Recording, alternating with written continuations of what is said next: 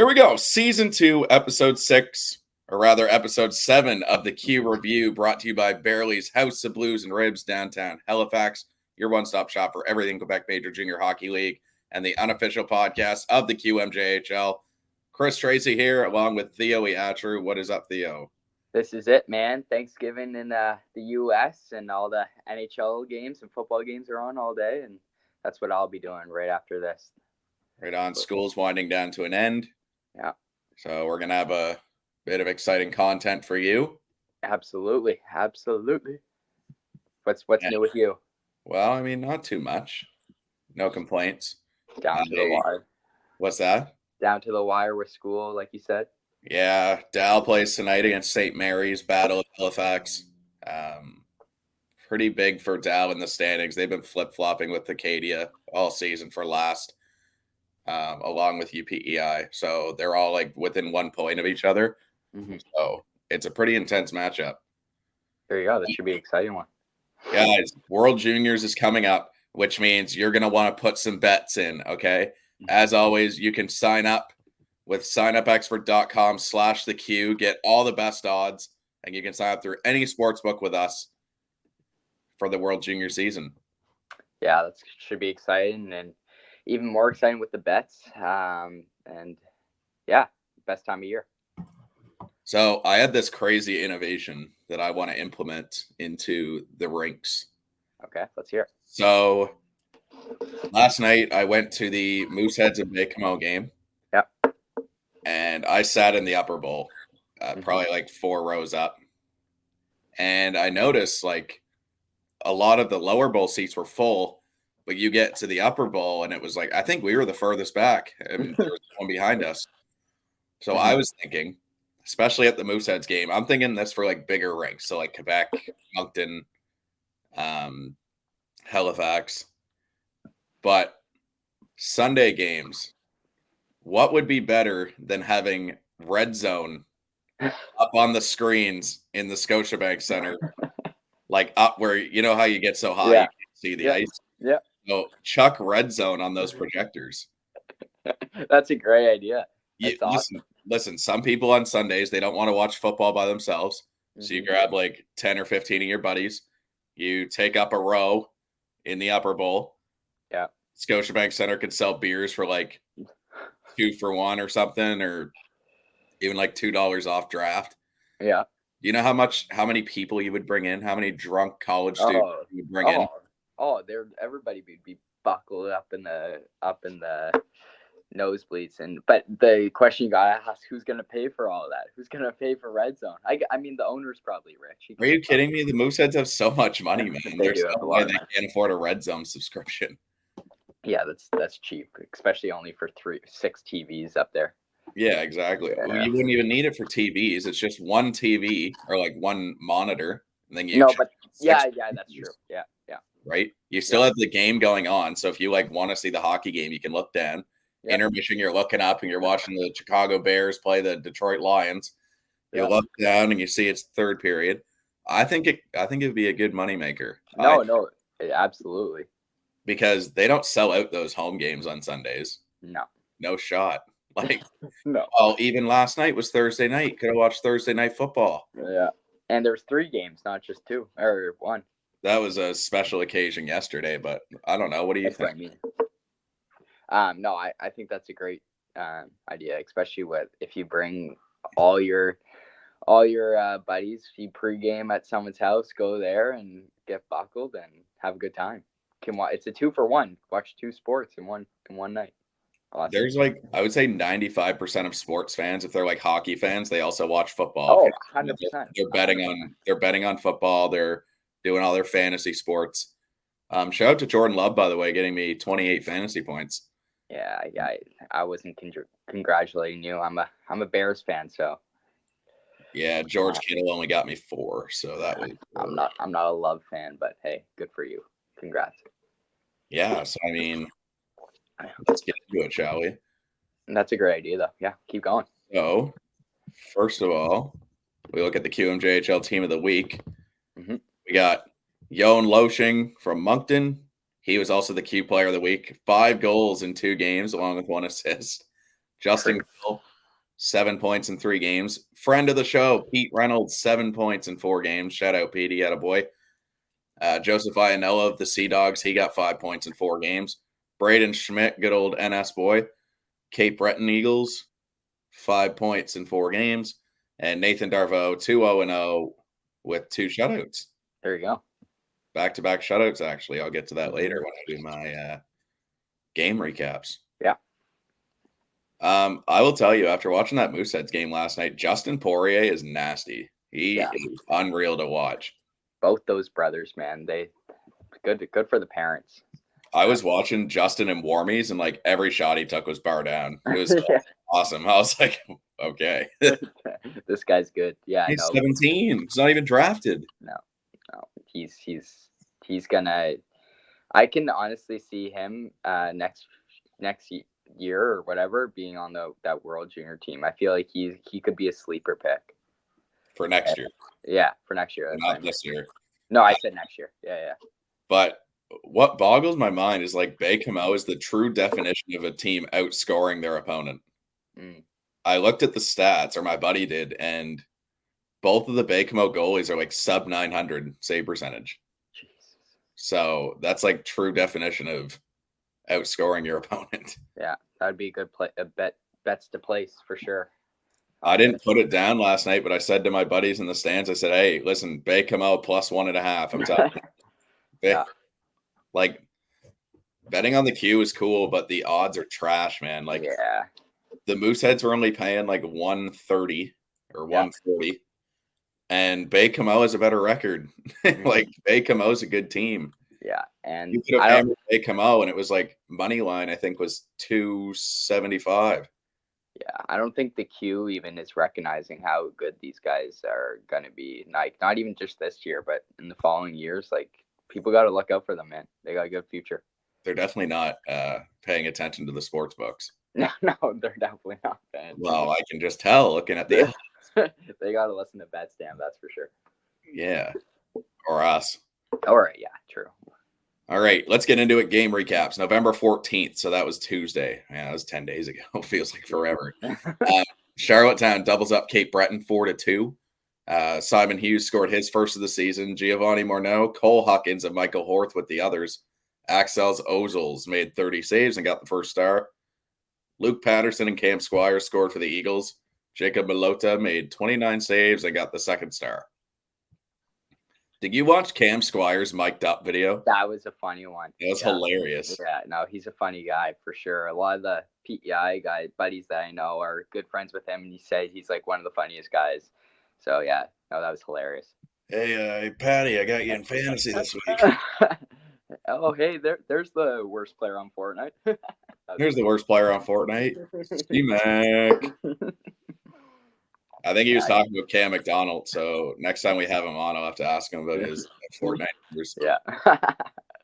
So that was the only game Tuesday. November 15th on the Wednesday, Moncton beat Acadie Bathurst 7-4. Yoan Loshing with a hat trick, third of his career, also matched a career high in points with 4. Caleb Desnoyers got first star with 2 goals and an assist. I don't know how that makes any sense, but we're rolling with it. Riley Sampson scored his first career Q goal. He was a 7th rounder in 2022, came from Ross A. Netherwood School, which is also where a friend of the show, Ryan Bessie, came from. It's a good school, man. Shout out Ross A. Alex Mercier scored the other goal. Samuel Frechette scored his first Q goal. He was also a 7th rounder in 2022. Donovan Arsenault scored twice. Emile Perron with the other. Ross A just pumps out hockey players. Like, yeah. Q hockey players. Like, they pump them out. Like, Ross McDougall, Miles Mueller. Yeah. Derek Gentile, who we were getting on eventually. Plays for Dow now. I'm trying to think who else Ryan told me. Yeah, you would know, but that Ross A. Netherwood School in general, that program is just getting bigger and bigger each year. They have some starter players for sure. I find a lot of kids are going prep now. Mm-hmm. Even what's that one in PEI? Mount Academy. Mount Academy, yeah. Mount Academy. Yeah. Shattuck St. Mary's. Like, people just love going to prep school. Yeah, well, Shattuck. They're one of the best, and obviously Crosby, pre's, they all went there. But yeah, you see all these maritime prep schools, and obviously the coaches there and the teachers are obviously doing something right, teaching those guys. So good for them. Yeah, next up we got Sherbrooke, 5-0 shutout over Rimouski. Samuel St. Hilaire, third shutout of the season. John Felix Lapointe scored his first career goal. Good story here. He was a 14th rounder in 2021. So, that's tough to come in as a 14th rounder 2 years ago and finally get your first Q goal. So, congrats to John Felix. Cedric Massey made 30 saves in the loss. Oh, and sorry, Louis Gendron, Jacob Hugere, Maverick Lachance, and Hugo Primo got the other goals for Sherbrooke. So St. Hilaire's stats this season: 9-6, 1.92 goals against average, and a .932 save percentage. Mm-hmm. Is he the only person keeping this Sherbrooke team relevant? Yeah. I would say. I don't think they would be as good. Definitely, if because they're not. Obviously, they're not as Revel. I'm butchering the word, but as last year. Obviously, that team last year was a buzz, but now this year, that's all they got is St. Hilaire, I think. I found that they're kind of like a Rimouski. Last year, Rimouski had Patrick Hammerla, and they didn't have many weapons. Mm-hmm. Their one weapon was Freddie Brunet, and he got traded to Victoriaville. Yeah. So I find that, I see them as one of those teams. Yeah, they're going to have a tough couple of years ahead of them, that's for sure. But hey, you never know. Since we're on the topic of Rimouski, Maxim Barbashev was traded from Shawinigan to Rimouski. I think there was picks as well involved for Jan Sprinar. So just a trade break there. I did break it on Twitter, or X, whatever. I can't get it right. Oh no, Elon Musk is gonna. he watches our show. He's gonna sue us. Oh no! I highly doubt Elon Musk has time for us. He's busy getting ripped on Twitter. X. He's busy charging to get your account verified. Yeah, honestly, yeah, that too. I tried to get us a blue check mark. I was like, man, that's so much money. Yeah, I was gonna ask, how much is that? I'll look into it later, but I'm pretty sure it's not cheap. We need a petition to get us a blue check mark. We gotta stay relevant, man. I did get called the podcast guy last night at the Halifax game. That was kind of cool. Was it from a girl? No, it was a guy. Oh, okay. Well, hey, that's even better. At least I have a girlfriend, boy. Oh yeah, true. Yeah. Sorry, Emily. But yeah, no, that's awesome. Chicoutimi beat Gatineau 4-1. Maxime Massey, Nathan Lecomte, and Alexis Morin scored for the Sags. Peter Boulin scored his first of the year. Jeremy Minville scored the only Olympique goal. We're going to move into Friday, November 17th. Halifax beat Charlottetown 4-3. Marcus Vidicek won it in the shootout. Mooseheads tied it with 34 seconds left. Vidicek with 2 goals. Reese Peich with the other. And for the Islanders, Owen Conrad, Giovanni Morneau, and Marcus Kiersey. Marcus Kiersey also went to Rosse. So there you go. Sherbrooke 2, Quebec 1. Mathis Routhier earned the first star with 25 saves for the win. Jacob Hugere and Olivier Dubois scored the goals. Charles Olivier Villeneuve scored the lone Remparts goal. See, these are 2 teams that should be alike. Quebec has, well, I guess Quentin Miller's okay. But I don't know. It's hard to get drafted as a backup goalie on a Mem Cup team. I was so surprised he got drafted by Montreal. Yeah, the pressure too. You got to think about Montreal and just in general. But hey, he's not doing horrible. That's for sure. It's so as a backup goalie, I never see backups getting drafted. Yeah, I know. Yeah. You only see them 10, 15 games a year. Especially last year, Will Rousseau played most of the games. That's what I mean. I was going to say not even. Rousseau probably played most of it, majority. Speaking of Rousseau, he made 23 saves for his third shutout of the year as Rouen-Noranda beat Drummondville 3-0. Bill Zonin, Andre Loshko, and Louis-Philippe Fontaine scored the goals for the Huskies. Riley Mercer made 31 saves in the loss. Blainville doubles up on Val-d'Or 4-2. Xavier Saracen, Xavier Villeneuve, James Swan, and Justin Carbonneau scored for the Armada. Jordan LaBelle scored his first Q goal, 15th overall pick in last year's draft, and it was his first Q game. So congrats, Jordan. And Frederick Potvin scored the other. 5-0. Shawinigan loses to Victoriaville, 5-0. Noah Warren scored his first as a Tigre. Mile Levine, Tommy Cormier, Nikita Prishchapov, and Raphael Blouin scored the other goals. Nathan Darvaux made 33 saves for his first shutout of the season. More on that later. An unlikely fight happened as Tommy Cormier and Felix Lessert. There you go. So Felix Lessert, who was a Rookie of the Year nominee last year. I'm pretty sure he was your pick for Rookie of the Year last year. Yeah, he was. Him and Tommy Cormier had a little bout under 8 minutes left in the game. Yeah, so, that's awesome awesome to see the Stars, Tillian. Well, it's not even that. Even just the fighting. I love seeing the fighting now because obviously what the Q has done. But yeah, definitely sparks up the boys.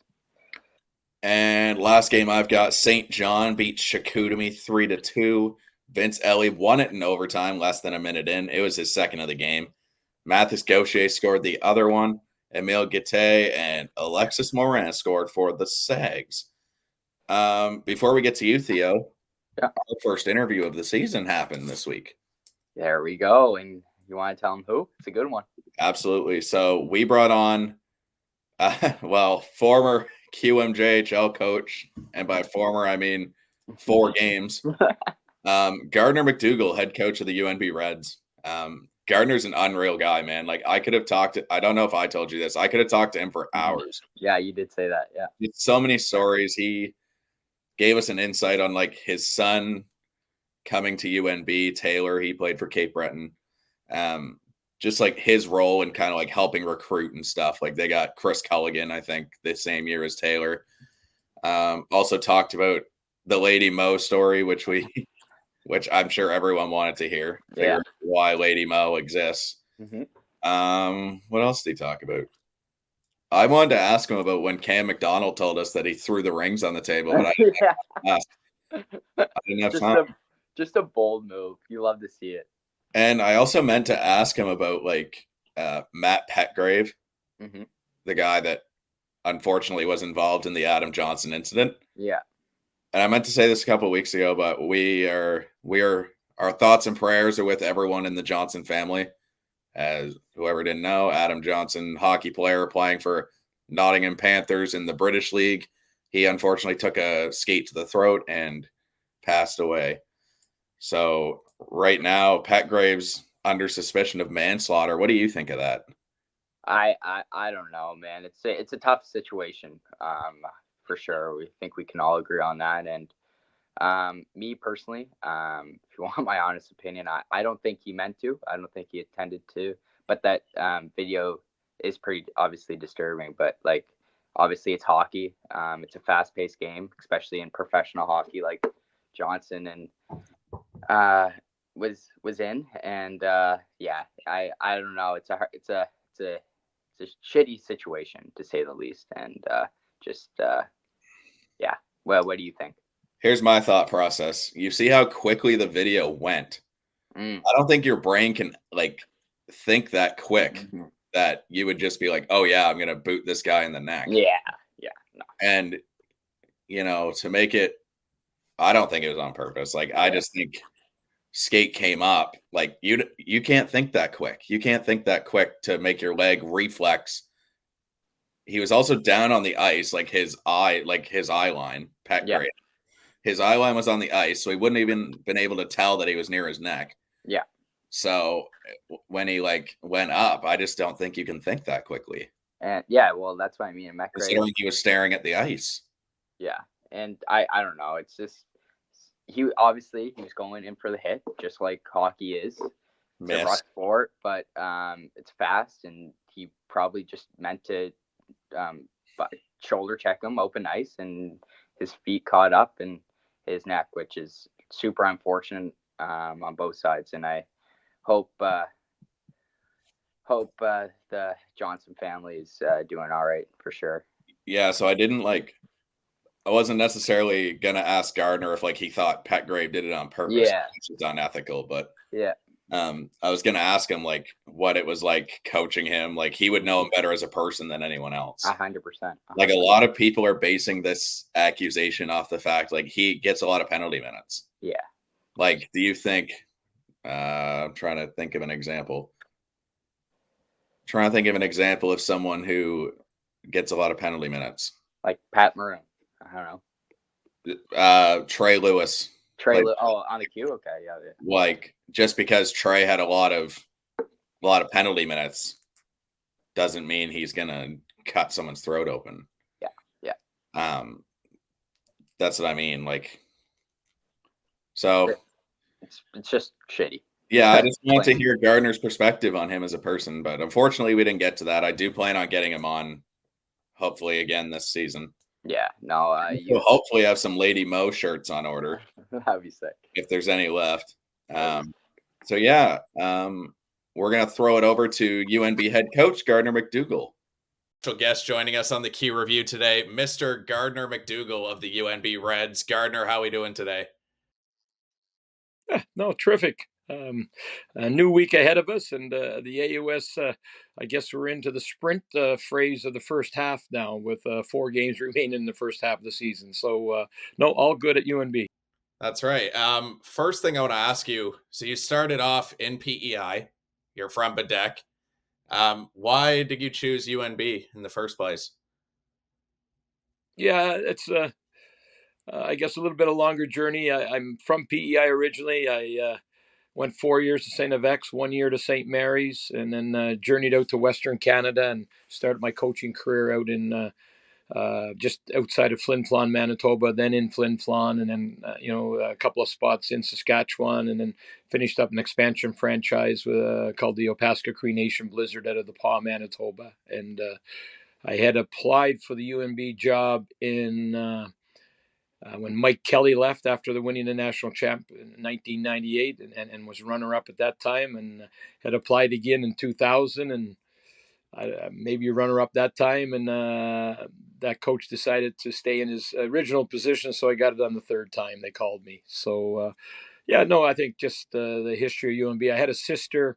I played 5 years of field hockey at UNB and absolutely loved it. She ended up making the Canadian Olympic team and participating in the Seoul, Korea Olympics. And her experience was very good. And anyone that, had went to the university always had great things. And I knew their program. And I was, a good friend of Mike Kelly's who, had won the first national championship here at UNB and was a former captain and player at UNB. And he had all kinds of positive things. And I was first time down, I had an extensive interview. I was here for 2 or 3 days, and at that time, he was the basketball coach, but became the athletic director, Clint Hamilton, and I was impressed with his professionalism and what he wanted to do with the program. So I guess all a combination. And after being in Western Canada for 13 years, it was great to get the opportunity to move back closer to home. 100%. What got you into coaching in the first place? What made you want to coach? I think I was fortunate to being brought up in a small little spot in PEI called Bedeck PEI, and it was probably a rink rat growing up, and like most Atlantic Canadians, but certainly people from PEI, your life is centered around sports and particularly hockey, and I think at some point you like to play, but I I was playing midget hockey and I was coaching the bantam team, like the bantam B team in our little village, that type of thing. And, so I went into physical education with the aspirations of becoming a physical education teacher. And I think that comes part, teaching and coaching are, kind of first cousins, I guess. So I always knew I wanted to coach. I didn't know when I would become a coach, but I had been, playing intermediate senior hockey out in Western Canada, and I had an injury, and I had started coaching the team, and then there was an interview for a hockey academy at that time. Well, I guess they wouldn't call it a hockey academy, but it was kind of frontier collegiate at a Cranberry, Portage, Manitoba. A lot of native players from all over northern Manitoba, southeastern Manitoba, and they had a very good program. The coach before me, Jerry Sadamalek, had done a great job there, and he was from the Winnipeg area. Eventually became a scout with the Los Angeles Kings, and he was leaving. I went up for the interview and was fortunate enough to get the job, and then things just went from there. That's awesome. Quite the path for you before coming to UNB then. Yeah, there's lots of stops and lots of miles, in Western Canada, and lots of great experiences. And I was fortunate when I started coaching. I didn't really know anyone in Manitoba or in Western Canada at all, and I was fortunate enough to make some key contacts and build a really good network of great people, but also great hockey people, and certainly provide a great foundation for me starting out. So I would say the AUS is kind of one of those leagues that gets overlooked quite a bit. And I was just wondering what do you have to tell people about the AUS? Like what makes it such a great league? Yeah, it's interesting. I think it's if you talk to in university hockey, if you talk to hockey people, I think the AUS is the obviously the parity has been unbelievable and top notch programs and and recently even top 10 rankings for what they're worth and there's exposure for the teams to get up there and all that type of thing. But this year to only have one team in the AUS in the top 10 rankings, I think is a real big injustice. And I know there some type of computer metrics, but there's some real good teams in our league this year. I think COVID had hurt our league. A number of top-notch players decided to go pro a lot earlier than maybe they would have, and a couple of programs probably got hit harder than other programs. You look at Acadia were hosting that year and lost a lot of players. Dalhousie lost a lot of top players. So I think it took a while with COVID to maybe get the players back. I think the last 2 years recruiting, we're getting back to getting a lot of good players from not only the Quebec League but the Ontario League and the Western Hockey League. So I think the league is on a rebound per se. But I go back. I think the last time it was in Halifax. I know we got shut down in COVID in Halifax, and that was looking a good potential that 3 of the 4 finalists were going to be AUS teams. And the year before when St. Mary's hosted, I think all 3 were at one time. All 3 finalists were from the AUS. St. FX and us played in the finals, and St. Mary's was the bronze medalist. And even when we hosted UNB one year, the same thing happened. St. FX and our team back in '04 were in the finals, and Dalhousie ended up winning the bronze medal, beating Alberta. So sometimes, but I think the real hockey people know that it's a tremendous league, and very well supported. By far the best fan attendance across the country, and it's a big item in most of the centers in our league. When you talk about university hockey and the crowds and just the especially as the season goes, and in particular when you get into the AUS playoffs, it is certainly the big item in Atlantic Canada. Yeah, I want to know. Let's go back to the Q a second. I'm not sure if you're allowed to disclose this information, but what players are people looking at right now in the Q to possibly go play AUS? Who are the hot ticket items right now in the Q for overagers? Yeah, that'd be a good item. I'd have to ask my head scout. He'd know them better than I would. But yeah, no, there's I think any 20-year-old now, first of all, to be a 20-year-old, there's only 3 per team. So you got elite players. They all can play, and it's just a matter of teams looking to fill needs, a particular team. In our case this year, where we had a very young team last year, I think we had 21 at one point 21 first or second year players. It was the youngest team in our history, and we had 20 players coming back this year. So our needs weren't as great, and we do have an AUS player cap that was put in a number of years ago, which is unfortunate because I think it took away from a lot of Atlantic Canadians being able to play in our league. Maybe they have to work their way up the lineup, but when you reduce it to 22 players, where everyone else in the country had an open roster, and you've seen a lot of, I think it particularly probably hurt the Maritime Junior League players from Atlantic Canada, or played in the league and would like to stay in Atlantic Canada, and you saw a lot of those, pretty decent players go off to the OUA. I think the OUA has a number of maritime junior players. We're fortunate last summer that they did expand that by 2 players per team up to 24, which I think will help, some of the players out of the maritime junior, and certainly players in the Quebec junior, and Atlantic Canadians partake. But there'll be, I'm sure, a lot of good players out there. My head scout Dylan Taylor does a lot of that type of stuff for us, and I'm sure he's reached out to different players and that type of stuff. And I'll get an opportunity once we get to the Christmas break to reach out to some of those players as well. I want to know, so your son Taylor, he went to UNB. You got to coach him. Were you part of that recruiting process? Yeah, I guess so.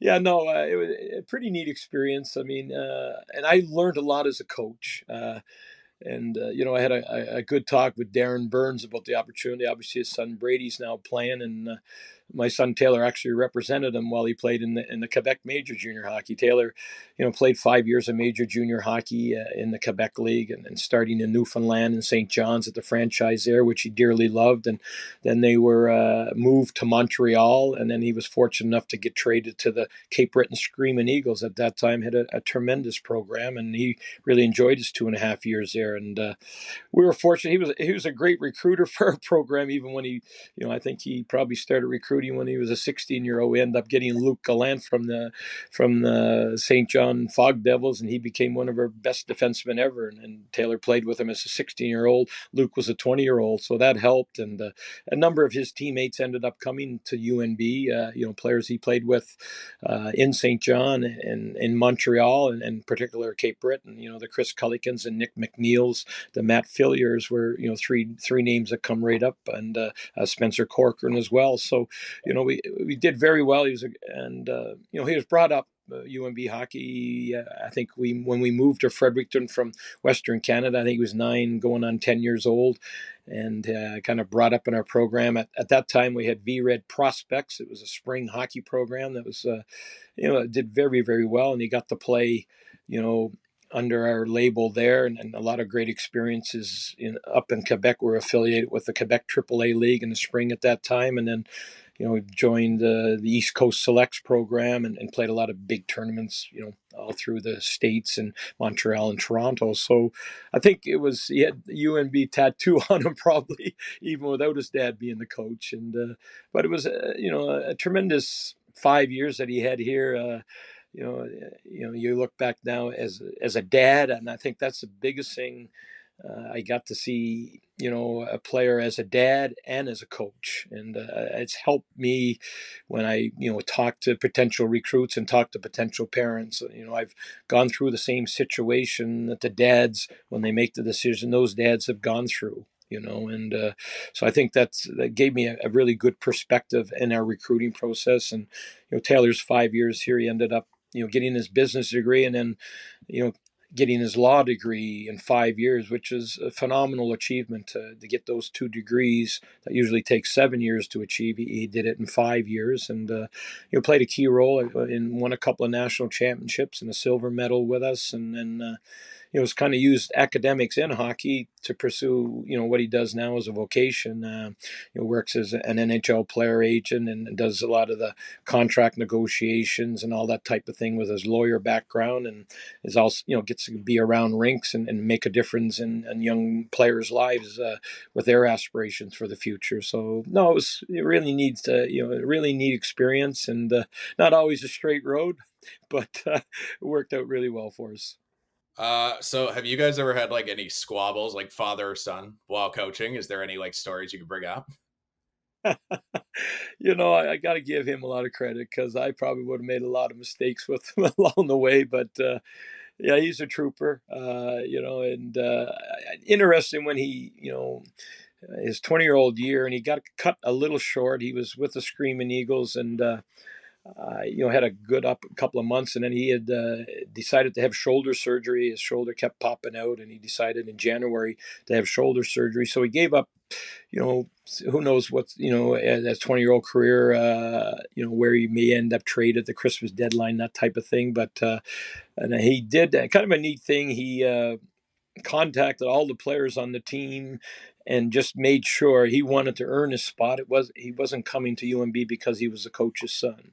He wanted to make sure with the captains and the veterans. I thought it was a lot of initiative on his part, that he did that, and he wanted to earn everything he got. And as I said, he played a real key role on us, and I think he's, fitness wise, I think he's one of our top 10 all time. Did very well in that part, and great academically, and then on the ice, played a significant role for us, and got to win. I had many hockey friends across the country, and asked, okay, maybe he can go to this team and play first line, or this team play first line, but I said he's brought up UNB. He wants to win a national championship. He didn't get to win a Memorial Cup championship as a player in the QMJHL, and he's fortunate enough to get a couple. And his fifth year, we ended up winning in Halifax, and it was a very proud moment. Certainly as a coach, but certainly family and as a dad. So it worked out very well for him. Yeah, super cool. I want to jump to the QMJHL. How did it come about that you were going to coach the Sea Dogs for your 4 or 5 games of QMJHL experience? Yeah, I got 4 games in there. No, it was what a phenomenal experience. Really privileged to, I guess, be chosen for that opportunity, and it happened rather quickly. They had. I had watched the team play because you're watching once our season finishes. You want to watch as many games as you can in the scouting process, and I had watched them play in Charlottetown, and I thought they played really well. Like I followed them when Jared Gallant and Mike Kelly were there, and 2 good friends. And I thought, obviously won a Memorial Cup with St. John, and close, for another one. And they had, elevated that franchise, how they played and everything. And they had went through a few years there where it wasn't going, but with hosting the Memorial Cup, and full credit to Trevor Georgie, the GM. I think he did a phenomenal Christmas shopping spree, I guess you would call it. I don't know how many people could pull off what he did. Like he just made tremendous acquisitions, and sometimes when you bring that many players in and good players, sometimes it takes a while to kind of shuffle the deck and get people in the right roles and where everyone goes. And they had a great second half, and full credit to Gordy did a terrific job in the second half with them there. I think part of the just with the COVID, maybe the Atlantic section wasn't maybe strong, or the depth maybe wasn't there that it usually is, and they dominated. I think they're on a fantastic winning streak, but sometimes when you're on those winning streaks and you don't get consistent top competition or been through those streaks before, and I guess with Rimouski, I think it's probably combination. Rimouski did a great job. I think a combination of I think a number of St. John players were sick at the time, probably not 100%. And sometimes, hockey's a funny game. Sometimes you can get the bounces go your way, or, Rimouski have that underdog and they get going. And sometimes, Lady Mo, as I call her, momentum, sometimes you can't stop it. And I remember listening to the game number 5 that they lost. And, you were disappointed, as a hockey fan, because I think Mr. McCain, put a big investment into hosting the Memorial Cup, and they had a great second half, and you want to generate momentum through the playoffs for your fan support, but also for your team to go through those hard games and get ready, because the Memorial Cup, you're playing the best across the country. So when it did happen, they made the decision, and I had a call on a Saturday morning, very early in the morning, and just had kind of mentioned that they were making a coaching change, or had made a coaching change, and they had asked if I'd be interested in taking over the head coaching role. And obviously it's a great honor. It's come, kind of surprising in some way, kind of like, so I had asked Trevor, I said, listen, I have to talk to my wife first of all, and some hockey people, just, okay, just to get their, feedback. And I said, listen, can I get back? I know time is of the essence. And I said, if I could get back to you people tomorrow. And he said, we would prefer tonight if you could, so nonetheless, I woke up the next morning, and I think you got to, anytime you make a big decision, you got to sleep on it. And I woke up and I texted him in early, and I just said, it's a great day to be a St. John Sea Dog, and I had to make some calls here with the UNB people to make sure it was all right, and even my associate coach Rob Henniker, who's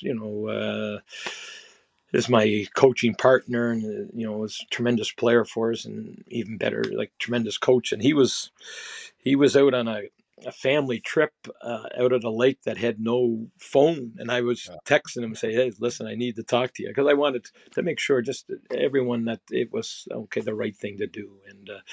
And finally I couldn't get a hold of him. I think my son Taylor managed. Anyways, I talked to him after I kind of made the decision. I said, listen, I just, because he'd have to kind of take care of things here in the home from UNB. But in the big picture, it was a phenomenal experience. I think when, the interviews, and when people kind of got wind of, the change, and that I was going there, it was really, I've been fortunate to live in the province of New Brunswick at that time, I think 22 years. And it was really an opportunity to represent the province and serve our province. We've had tremendous success at the University of New Brunswick, but we get tremendous support from the fans and the people in New Brunswick. And, I had made note, Moncton had just won the AAA championship. And I said, like, for our province of New Brunswick, that we don't get a lot of national attention, and be the best in the country. There's not many. We've got the Irvings, we got the McCains, I think we got the chocolate company that are well known across the country, but rarely our small little province. Usually we're on the tail end of things. We're 10th ranked in this or 10th ranked in that. And so it's once in a lifetime opportunity where like New Brunswick team is hosting a Memorial Cup, and gets to be the best in the country. And, and I said, full credit to, look what Moncton's done, a midget team out of Moncton that can say they're the best in Canada. So, we drew some inspiration from that. And I thought my job was obviously serve the Sea Dogs and their ownership and Trevor. It's not an easy decision, a lot of initiative, a lot of guts for him to make that decision. And for Mr. McCain, the support, and then the city of St. John, they're getting a chance to do this one time, and it was a little chaos when you lose out in the first round, and with our social media and everything nowadays, there's lots of finger pointing and this and all that, but so. I just looked at it as a chance to, serve these people and try to give them a lifetime experience, a lifetime moment. And, fortunate it went the way everyone hoped it would go, I guess. So that Sea Dogs team that you coached, they were star-studded. They had like Brady Burns, Charlie DeRoche, Jeremy Poirier, William Villeneuve. The list goes on and on. Who do you think has the best chance at success at a pro level on that team, just by the games you coached them? Yeah, and first, like, full credit to that group, and as I said, the coaching staff that had them all year. I mean, there's a foundation was set, and I think there's a country song. There's called sometimes you got to get the dust off the bottle, and that's what I looked at, and there's a lot of good stuff. Once you got the dust off the bottle, this was a very good hockey team, a talented hockey team, and we're fortunate to have a lot of practice time, which when they brought all those players in and you play so many games, you don't always get that chance to have quality practice time. So sometimes adversity, is a stepping stone to success. And in this case, it was. And I think we're fortunate through the years at UNB to be there that many years. We've had, obviously had a lot of success, but a lot of our success has come through adversity where, we've maybe take a step back, or we've taken a couple of punches in the mouth, and we've responded. And, for those players, that was the toughest moment in their careers, to lose out and then to be sent home for 5 or 6 days, I don't know if the word was embarrassed, but there's a lot of adversity, and but they got a second chance, and that's really what life's all about. Like everyone, not only in hockey but in real life, we need second chances along the way. The path isn't always straight. There's lots of turns, and there's lots of hills and valleys. So and that was our message. I think we were fortunate to go through some experiences like this before at our level. Obviously, these guys are a little younger, but full credit my both assistants there and our goaltending coach were unbelievable. And we had a lot of hockey people help us out. I had a guy up from Windsor that had some knowledge when the Spitfires got eliminated. He did a great job. A guy like Mike Eagles did a tremendous job with us. I brought Rob Henniker as a consultant, and he did a tremendous job. And Paul Boutelier was tremendous for us. And so it was like a big hockey fraternity.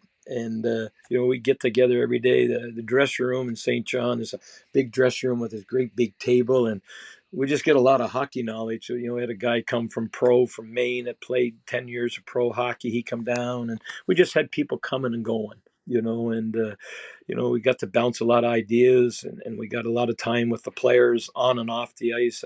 Our fitness guy there, I think, did an unbelievable job. To get them in the condition, because we wouldn't have any games, so we had to, get them in shape and all that type of stuff. But the pro wise, like I said, there's a lot of talented people. I think last year there's a number of them played in the American Hockey League. I think Willie DeFore, got to play an NHL game last year, and he was probably the guy that made the most impact. You look at the game against Shawinigan, he just took that game over, and 3 goals in a row and all major league goals. And, was a guy that, Dave Cameron, coaching the World Juniors, had watched him in Gatineau partway through the year. And he probably wasn't in the inner circle to be on that team. And I say like 1 week really changed that lad's life, because he became MVP. He won the Memorial Cup, first of all, team wise. He was MVP of the tournament.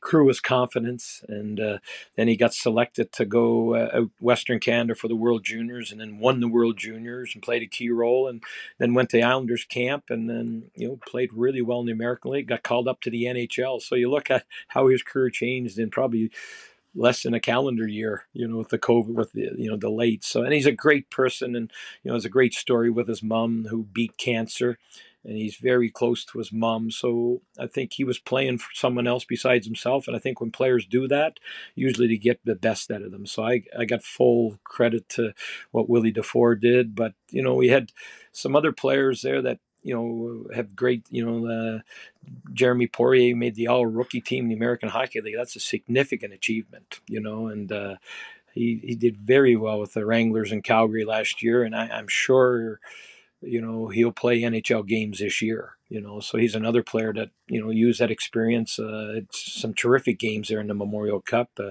Willie Villeneuve, played the whole year with the Marlies last year, and that's a tough organization to crack. There's a lot of depth in that organization, but he ended up, I think, playing probably 60 American League games. So right off the bat, those guys, but there's a number of them played in the American Hockey League, played different roles. And who knows? But I would say, Willie, just I think it's tougher to make a top 6 role than any role, but I give him full credit. What he's done so far, with his career is just getting started. So. Just a couple last things before you go, GMAC. Lady Mo, where did that come from? I need the origin story. Yeah, yeah, I think that's spontaneity. I think that's the word, is it? Yeah, but it was such a great game to be part of, and I used the word. The press had asked me, when I took the job over, what's the feeling? And I said it's kind of exhilarating, because just to get that opportunity and with the players, and I have all those practices, and then once the tournament started, and we've been fortunate to be in a lot of university cups and world championships at the university level. And there's different ones. We're in Lake Placid this year, and there's 6,800 or 7,000 the final game and stuff like that. But the Memorial Cup is hockey on steroids. Like, it's unbelievable. And I think the fact that it was in late June. The last game was the last game in the hockey world. Like the Stanley Cup final was the day before it was finished up. Colorado had won there. And so this is the last game, and every hockey person's watching this game. And so I think, it really helped CHL and junior hockey. And then I think just, like if Hollywood was putting that tournament together, I don't know if they could have better scripts, because every game was a 1-goal game or a 2-goal game, and there was comebacks, and and we were part of that with Shawinigan. That game we're down 3-0, and they hit the post with 4 seconds left. It could have been 4. That was one of the They were memorial dominant. history. And, that tournament was yeah, one of the best in history.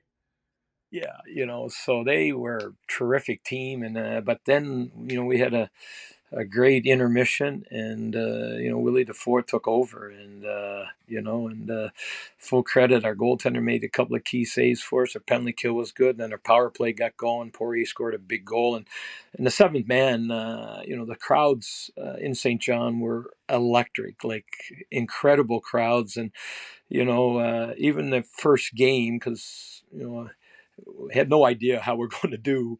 We had great practice, and it was coming better, and guys were connecting, and there was a lot of good team spirit. But the guy asked me in the press conference, "What did you think about your team's chances?" And I said, "Well," I said, "if you do the rankings, when we lost out, I think we're probably ranked like 27th in Canada now."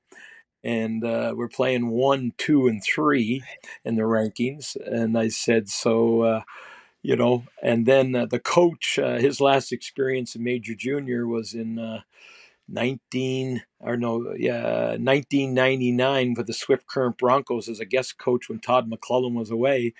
And I think we went 0-3-1. So he's coaching his first game in Major Junior in game number 1. So I said it would probably be the overwhelming underdogs. So, but I think it helped. We scored early against Hamilton, and the crowd got behind us, and the guys got belief, and away we went. And it was, like I say, exhilarating experience, that's for sure. And the Shawinigan game, we're down 3-0, and then we bang, bang, bang, and all of a sudden, and it's interesting. Willie DeFore had a shorthanded breakaway, and he got stopped, because I'm thinking, okay, we can score shorthanded, and we were killing a penalty to start the second period. And Willie got a breakaway, and I thought, okay, here we go. And he got stopped in the breakaway, so he could have had 5 that night. So as someone said in St. John, it's too bad he wasn't called Willie the 5. He got 4 for us, but he just took over that game. The goals he scored, I mean, obviously it's a team effort, but the goals he scored, like especially when you're in the moment, okay, let's get on to the next shift. But he just got it going, and then we had a great second, and then we just got better in the third, and we didn't really get a fight back that much from the Shawinigan team. So it was a big win for us. And then in the press conference, I don't know how it come up, but I just sometimes things just pop into your head. So anyways, I don't go on Twitter much and anything, but what the guy said, "You're gone viral, Coach Mac." We're just finishing up COVID, so I didn't know if that meant I was going to be under quarantine or what. But I was going to say, do you know what viral meant? yeah, I didn't know what viral meant. No.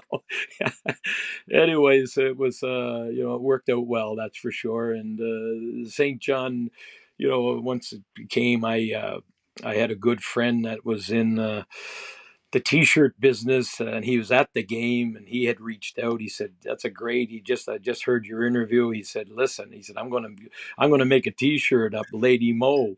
And I said, "Well, send me." And he sent me later that night. I said, "Can you have 35 uh, to our dresser room?" Because I think we had a bit of a break then, because we had clinched, and I think we had the day off. But I said, "Can we get 35 or 40 T-shirt, whatever he had?" And I had them in everyone's stall when they arrived for practice the next day. So we may as well, take the momentum and go with it. But it was fire you up seeing those in the locker room.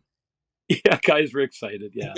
But I think any coach and players, when you can grab that momentum, and it's something that, it's hard to stop. And, every team has had moments in their season when things just go their way and the old lady Mo steps up and is behind you, So we were fortunate that she showed up there and, used it to, have a tremendous result that night. And I think she stayed with us for the final game as well.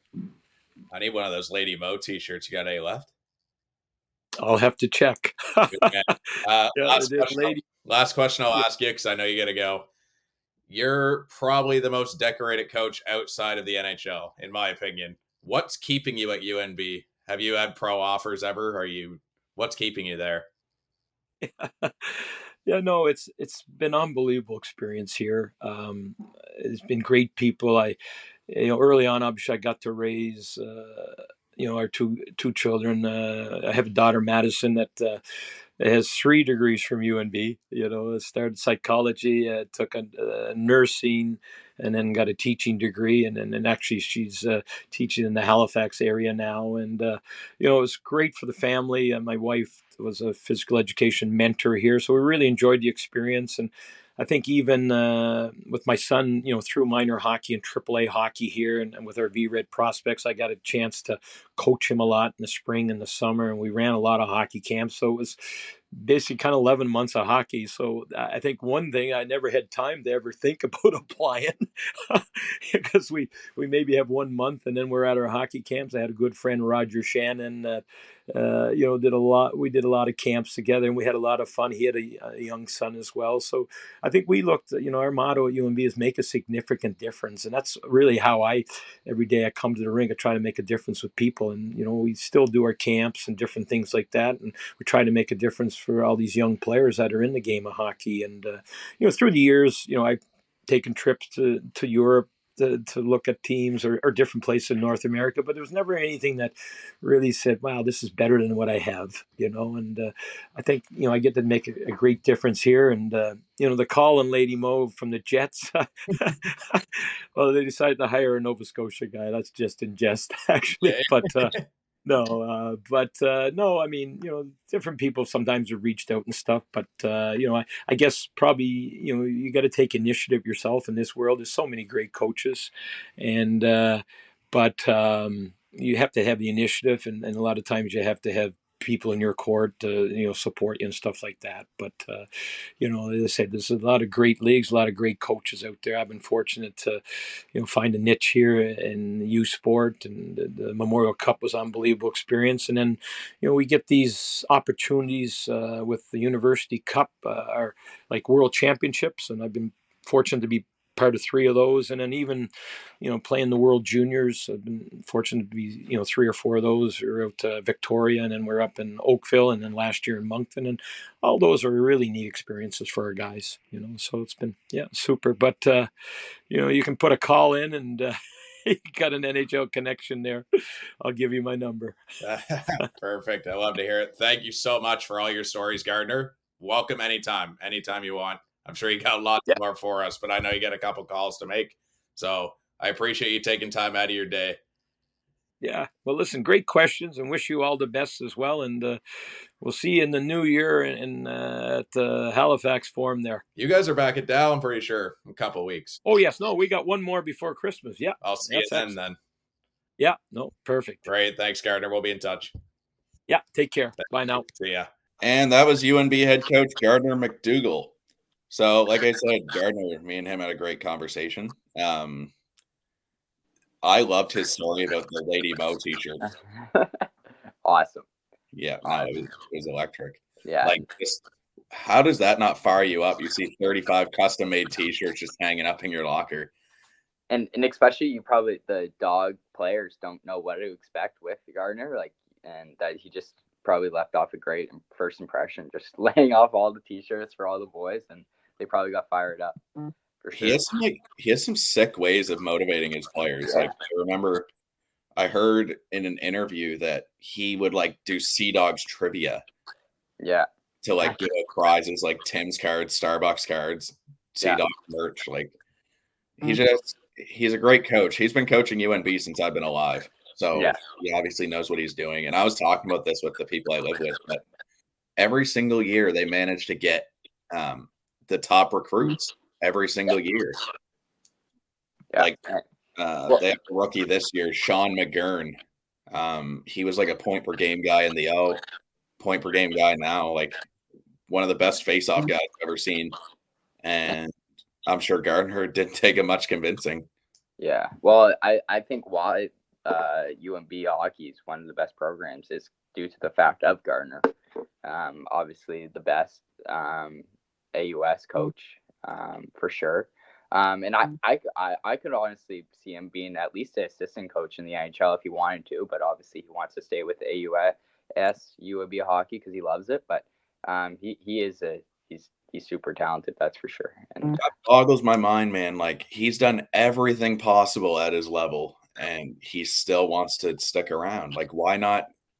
He's got to be the best coach outside of the Q or outside of the NHL. Yeah, no, 100%. He could get an NHL job tomorrow, I guarantee. That just shows you how much he loves UMB and the players and the staff and everything. But yeah, I guess his family's here. He raised his family here. Yeah, all of his connections are here. All of his friends. Yeah, but hey, maybe we'll see him step behind a Q bench soon. Yeah, and he'd be making dough, man, if he was in NHL. Take Edmonton's job. Man, take Woodcross. What a bum. What a bum. Did you start decorating for Christmas yet? Oh, buddy, I wish I should show you, but my mom's a big Christmas. She's a Christmas mom for sure, and she wants it out. My dad, not so much. He's just too lazy to put up the lights, so maybe it's my turn to put them outside. But our inside it's pretty festive right now. Yeah, my girlfriend Emily, her apartment, like the whole lobby. I come stumbling into her apartment last night with her. Don't worry, it was with her. Yeah, and the whole lobby was like decked out in Christmas stuff. That's and awesome. I start hugging the Christmas tree. I'm like, I didn't think that was that festive, but apparently I am. You just want the Christmas spirit. I love it. Oh yeah, but no, it was. Yeah, I don't know. I think it's fine now to decorate for Christmas. Like it's pretty. What's the date? It's the 24th today. Yeah. 24th. Yeah. Oh, also, so exactly 6 days from today is the end of our contest for the giveaway for the Mooseheads tickets.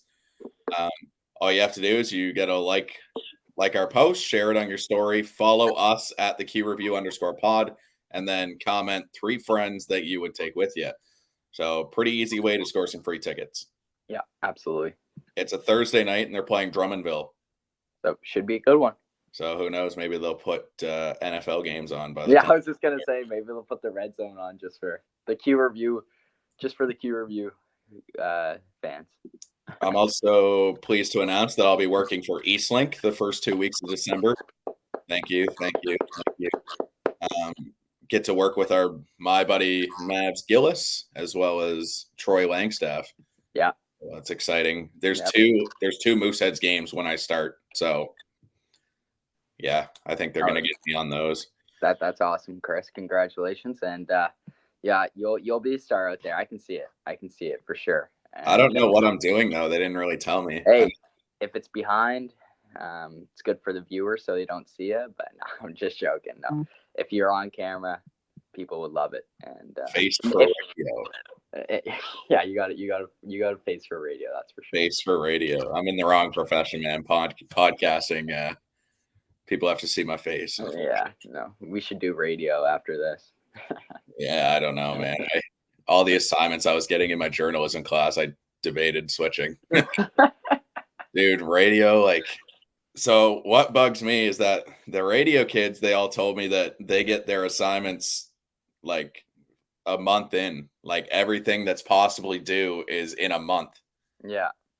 And so realistically, you could, if you had more time on my hands, unfortunately, I wouldn't be able to do that. But yeah, you had more time on your hands, you could just bust ass and just do all the assignments. Yeah, no, I don't know, man. I don't know. The journo's my take for sure, and we'll see where the time takes us. But being with Eastlink, either way, and journalism is it's a great step. Yeah, I'm super pumped. I think I'm doing like high school basketball my first day with Troy, which is kind of sick. Is it Citadel, or do you know I'm who? not sure. Yeah. They I'm got a excited good to team. work with Troy. I love Troy Langstaff. Shout out Troy Langstaff, Eastlink Community TV. Huge. My former play-by-play guy at Dow taught me everything I know. So shout out Troy and shout out Mavs, man. I want Mavs to come on the pod. Like I've been trying to. He's obviously a busy man, but I would love to have him on someday. 100%. He is basically Eastlink. He's the guy, and The face. He's the face. He's the face of Eastlink, and no one else can do it better than him. That's for sure. Maybe I'll see if we can bring him on the next couple of weeks, maybe before Christmas. Yeah, that would be awesome. So you got some game stuff for us? Yeah. So November 18th, Saturday, Bay-Camo, man, leading of the Eastern Conference right now, above Halifax, defeats Gatineau 7-1. 7 different goal scorers for the Drakkar: Julien Pelle, Ulysse Ballard, Justin Poirier, who we just talked about, Isaac Dufour, and Matthias Milovsky. All those players that I just announced having incredible years too, especially Milovsky. Definitely a star. And Alexis Bernard and Justin Gill, who we also talked about, scored for the Drakkar. Drakkar scored 7 unanswered to start the game, and then Oliver Ciarlo made 20 saves for the win, and Thomas Chagfi scored the only Gatineau goal. The next game is Drummondville 5-1 over the last place Val-d'Or. Sam Oliver scored twice. Drew Elliott, Simon Per-Bruno, and friend of the show, Luke Woodworth, scored for the Volts. And Louis-Philippe Charon got the win, making 31 saves. And Samuel Fiala scored for the Foreurs. Victoriaville shuts out Shawinigan 3-0. Nathan Darvaux recorded his second straight shutout, making 25 saves. Pierre-Marc Minville scores his first of the season, and Tommy Cormier and Igor Grionov scored the singles. Elias Langevin made 29 saves for the loss, though. This would be a good one if it was last year. Quebec defeats Sherbrooke 6-2. Quint Miller made 25 saves to earn first star. Rampart scored 6 straight to open the game. Daniel Agostino, Zachary Marquis Laflamme, and Kassim Gaudet, Xavier Labelle, and Pierre-Antoine Clorier, and Nathan Plamont Michaud scored the goals. And Louis General scored for the Phoenix. So did Andrew Belchamber. The next game, Halifax defeats Bathurst, last place in the Eastern Conference. Matthew Cadafor, Marcus Vidicek, and Brody Fournier score for the Mooseheads. Who else would it be? Matthew Cadafor and Vidicek. That first line, absolutely killing it. As you saw last night, Chris, at the game, how many points they had? At least I know Vidicek got 1. I wasn't watching the game, but definitely superstars on that first line. And Igor Miramov scored for the T10. The next game, Moncton defeats Cape Breton 2-1. Yon Loshing scored both Moncton goals. What a surprise. Jacob Steinman made 30 saves, also having a hell of a year. And Connor Shortle scored the only Eagles goal. November 19th now, Sunday, Cape Breton beats the Islanders 5-0. 3 stars were facing his hometown team, Cam Squires, with 1 goal, 1 assist. Second star was Nicholas Rucha, saved 27. And this is his 3rd shutout of the season. And third star was Lincoln Waugh, had 1 goal. All scorers for the Eagles were Cam McDonald, friend of the show, and Oliver Hood and Xavier Diagla. Next game was St. John defeats Rimouski 6-3. First star, Pete Reynolds, friend of the show, with 5 points this night, with a Hattie and 2 assists, has him up 30 points in 22 games. Second star, Jacob Mathieu on Rimouski with 1 goal, 1 assist. And third star, Joseph Lanello on the Dogs gets himself 3 assists, has him up 15 points in 19 games. And Vince Ali, man, also scored this game. He's a 0-5, I'm pretty sure. Scored the game shorthanded, and he's having a year with 22 points in 22 games. Last year, he only had 27 points in 65 games. So I think he's gonna have a good rest of the season. That's for sure. Bay-Camo beats Gatineau 4-3. Anthony Lavoie had 2 assists for the first star, and Felix Gagnon had 1 goal, 1 assist, also on Baie-Comeau. And the third star, Kian Hoggins on Gatineau, saved 26 of 29 shots. Close game in the first period with it being tied, and Baie-Comeau dominated the second with scoring 3 unanswered goals. Gatineau tried coming back, but they didn't have gas to do so. Last game of the day with Blainville beating Rouen 3-2. Jonathan Faucon on Blainville had himself 2 goals. And second star on Rouen-Noranda, Andre Lashko with 1 goal. And third star on Blainville, Justin Carbonneau had 2 assists, And this was a game that I saw the highlights of just pure, slash and whack, and total of 16 penalties in this game. No fights, I don't believe, but definitely a greasy one for sure. And that will do it with the highlights. Right on. All right.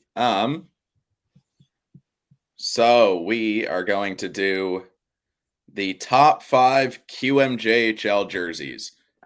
We're just gonna do the like this season. We're not counting retro jerseys. We're not counting throwbacks, anything like that. So Theo, who do you have at number 5? Okay, this might be a wild take, but I got Chicoutimi, the Saguenay's, at 5. Just like the stripes, like in football, how they, because obviously NHL, they don't really do the stripes that much on the shoulder, but I just like the blue and white and kind of a mix of light blue as well. And the, I don't even know what the logo really is, but it's cool. I love those jerseys. My number 5, I've got the Sherbrooke Phoenix. Yeah. I'm a really big fan of, same thing. They kind of like had the same concept as Chicoutimi. Yeah. I really like the cream colored jerseys, like their away jerseys. Yep. So I just need to refresh my mind, but I knew that one was on my list as soon as just like the color concept, the placing of the stripes, like right by the collarbone. I love that. The shoulders are blue and the cream ones, while the sleeves are also blue. I just think that looks sweet. Yeah. Who's your 4? Okay, I don't know if you're going to like this one. You might rip me up for this one, but this is my take. I actually really like the Blainville Armada jerseys. Just the black and white. I know it's simple. It's kind of boring, but I just like the black and white. And the A just stands out, and I like it for sure. So, like, what do you like about it specifically? What I like about it, I like original jerseys that aren't too flashy. I just like it's old school, black and white. I don't really have a like why, but I just like it. Yeah, I get that. I can get behind that. There's nothing wrong with the classic. Yeah. My 4, I'm going the Rimouski Oceanic. I just think the shark logo is just sick. Like, it gets you fired up when you look at it. Yeah. And every time I look at that jersey, I just think of like all the greats that played there: Brad Richards, LeCavalier, Crosby, Lafreniere. Yeah. I see it as like a historic thing. Yep. The stripes that they have on their sleeves is kind of like gray, white, gray, which kind of looks like a hockey sock, which I kind of think looks sweet. Yeah. And just the shark, whatever it is, the logo coming out of like the glacier. Yeah, it's cool. It's really cool. You're like out of the waves. Yeah. Like it's coming at you while you're on the ice. Like you're a breakaway, and Patrick Hammer is coming at you. You're just like, rah! That was really descriptive. I love it. All right. Who's your 3? All right. Top of the Eastern Conference, Baie-Comeau. I really like these jerseys. The boat with the Drakkar as like it's like the Viking boat. And the jersey itself, the orange, is just so sweet. I really like them, and it, yeah.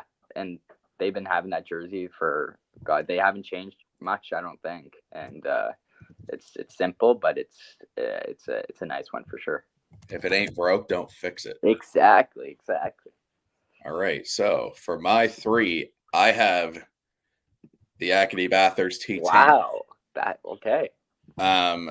I wish that we could have chose like throwbacks, because no one has better throwbacks than the Acadie Bathurst. Yeah.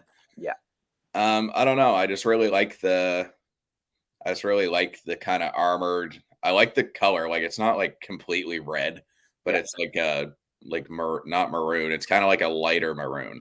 Yeah. I just really like how they all come together. And I just think it's a concept that really, sticks with me. They always stand out. I'm always excited when Bathurst comes to Halifax because I get to see those sweet jerseys. And I do agree.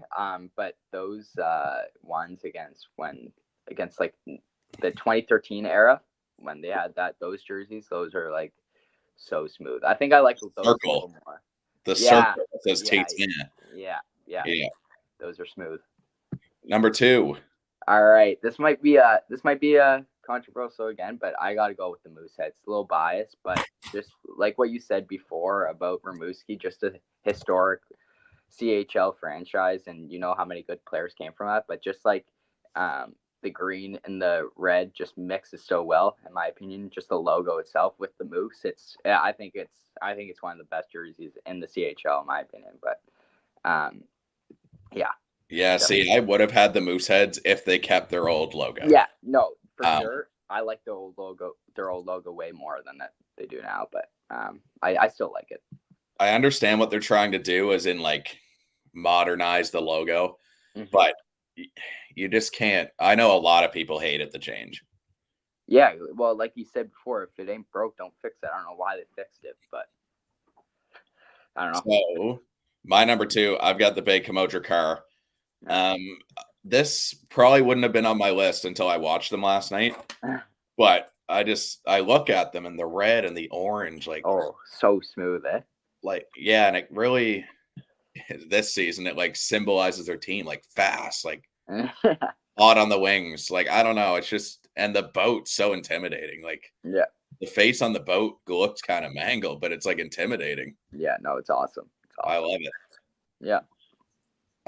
Who is your top jersey in the QMJHL? All right, the Wildcats podcast is gonna like this one. I gotta go with Moncton.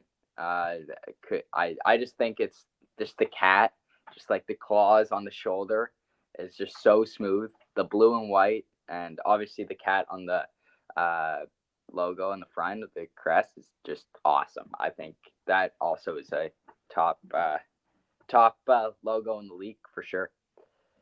Well, I also had the Moncton Wildcats. Just the blue and red looks sweet. They always wear the blue helmets with it. Yeah. I don't know. It just suits well. Also, I don't know if you noticed this, but they have like a cat scratch, like on that's right. The side. Yeah. That's so sick. Like, and it like that was on the pants too. Oh, okay. It's sick. Like I almost got us a Wildcats jersey for the studio. I almost did. No, it's just sweet. Like I just love everything about it. There's not one flaw in that Wildcats jersey. No, absolutely not. That's awesome jersey. All right. Before we end off, what Christmas treat you looking forward to? What's Christmas? What? Sorry. Treat. Ooh. Like at the dinner table, like, or like what? We're talking like desserts. Like we're talking like cookies. We're talking. Oh, okay. Custard, if that's even a thing.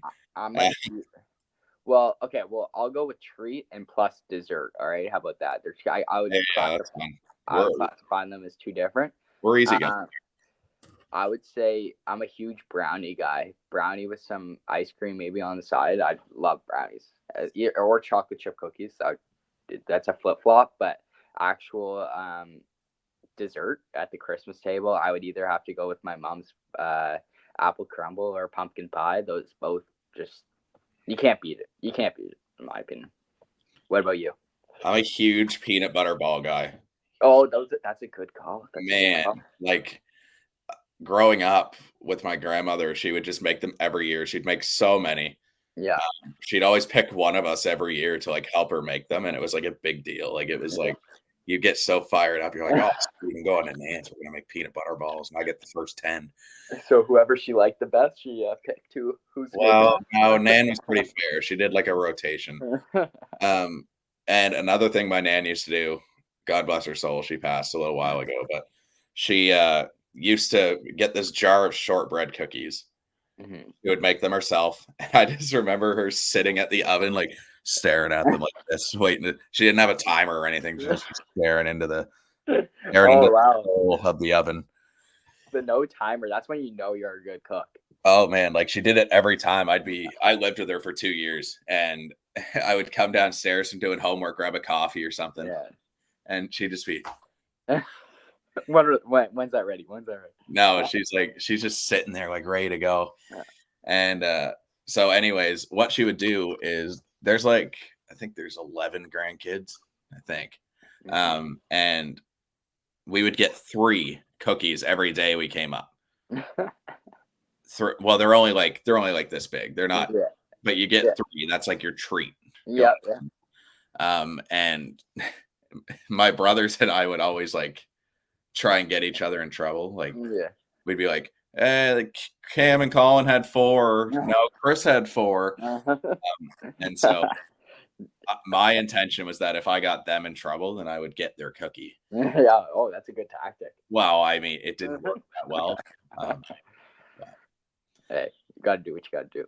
It's those holiday traditions that really get you. I'm a big tradition guy. Oh, me too. I do like Christmas. I don't like decorating November 12th, but I do like tradition. Like my mom gives us an ornament every year. Yeah. Which is kind of cool. Yeah. Boxing Day World Juniors. Like I'm pretty sure my house is going to host this year. Yeah. So I'm excited.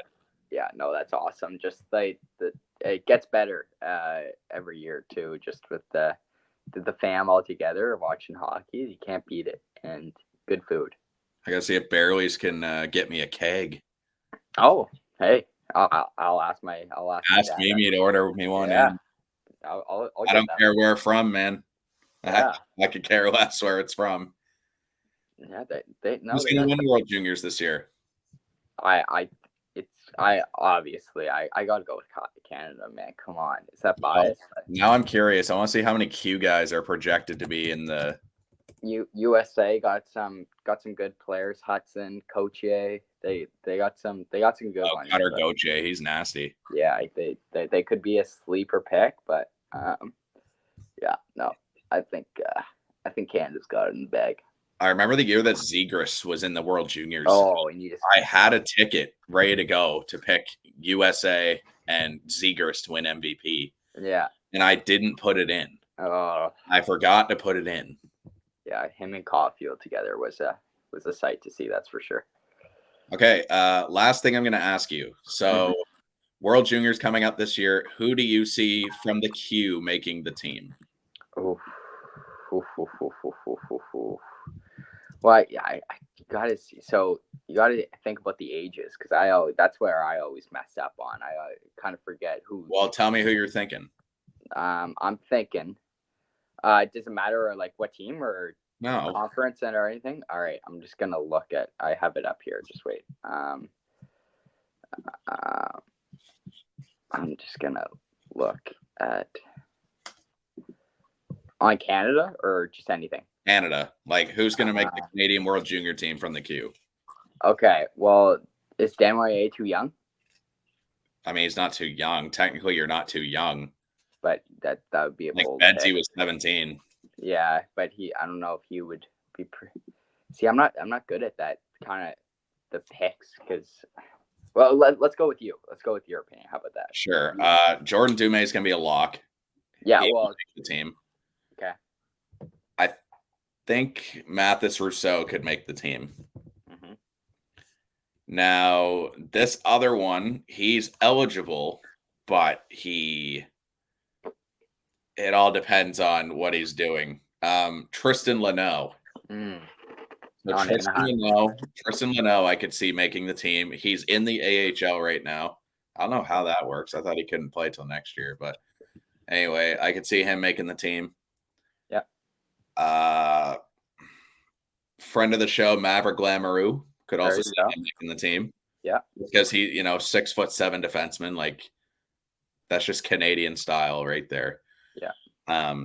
And talking about Jordan Dumais, I feel like he would have some fire in him for not making it last year, and I think that has to be a lock, man. Like, I know that I think that's what they were worried about was the size, but he was behind Bedard in points last year, right behind him, and he still didn't make it. And Bedard's kind of the same size as him, and that kind of threw me off, and I kind of forgot about him to mention that.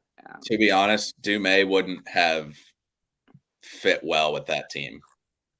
You don't think? Like, think about it. In that top 6 last year, it was Othman, Wright, Gunther. Yeah. Bedard. Stankoven, and Josh Waugh. Yeah. Who is Jordan Dumais playing over? Yeah, no, that is true. That's a good top 6. That's for sure. Who's Dumais gonna replace? Yeah. No, no one. You're right, but you can't put him in the bottom 6. Think of who the bottom 6 was, like Zach Ostapchuk. Yeah, he didn't come in there to score goals. Just hit guys. Zach Dean, same thing. In there as a checker. Yeah. Reed Schaefer. Yeah. He only played like 1 minute in the third period, or 1 minute in the whole game in the gold medal. Right, like, so they do take roles into consideration. You can't just put the top 12 scorers in the CHL. That just won't work. Yeah, no, that's fair. Which is why I think Zach Leroux should have made it last year. Yeah. I felt last year if any Moosehead was going to make it, it was going to be Zach Leroux. Over Dean, too, or Schaefer. Oh, man, he should have made it over Schaefer. Like, I don't understand what was going on there. Yeah. 100%. But no knock on Reed Schaefer. I just think, like, Zach Leroux is a way better power forward than Reed Schaefer. What about Vidicek on the check? Or is it Slovak? Or is he Vidicek's from Canada. Vidicek's from Canada? Yeah. Oh, cut that out. Damn, I thought for sure he was Czech or something. Well, World Juniors coming up. Learn something new every day. World Juniors coming up. Once again, sign up with our link. signupexpert.com/theq. You can sign up for anything. I know Bet365 right now, if you bet $1, you'll get $365 in bet credits. So sign up today and get your free bet credits. Get your bankroll rolling. There you go. Should be a good time. Anything from you? That's it. All right. So once again, thank you all for listening. Barely's House of Blues and Ribs sponsoring. I'm gonna take a look who's playing for them. Monday night. I don't know about tonight, but I know Monday is Morgan Davis. By the time we put this out, I think Monday's probably the advertisement we should go with. So Morgan Davis. Yeah. And you also got Barely's Blues review with Shrimp Daddy and the Sharpshooters. Oh yeah. On Sunday. Yes, sir. And tomorrow you got Michelle Mock and the Moccasins. There you go. As well as Shrimp Daddy and the Sharpshooters. Yep. Should be a good weekend. All right. Once again, thank you all for listening. And also sign up for our contest. Yeah. As well. We are waiting to do that. So yeah. We want to thank you guys as well. We can't do any of this without you. So thank you guys so much for listening, and we will see you next week. Thanks, guys.